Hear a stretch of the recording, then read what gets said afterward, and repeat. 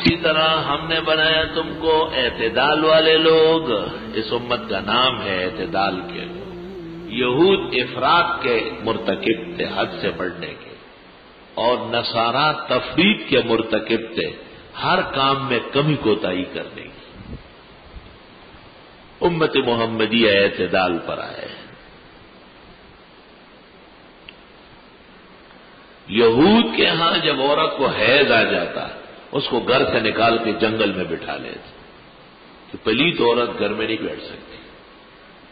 اور عیسائیوں کے ہاں جب حیض آ جاتا تو اس میں ملنے کو وہ کہتے تھے یہ تو اور چٹپٹا ہے. بخاری شریف اور ابو داؤد میں عباد اور نعمان نے پوچھا تھا، اب سخت ترین ناراض ہو گئے، اور آپ نے فرمایا کہ ہم تو ان مذاہب کو ختم کرنے آئے ہیں.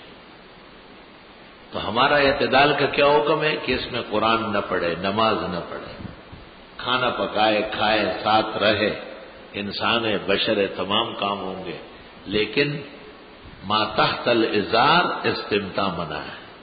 وَيَسْأَلُونَكَ عَنِ الْمَحِيضِ قُلْ هُوَ أَذًى فَاعْتَزِلُوا النِّسَاءَ فِي الْمَحِيضِ. حیض کی حالت میں جماع نہ کرنا، بس بات ختم ہو گئی. بوس و کنار جائز ہے، استجاع بشرط الامن جائز ہے.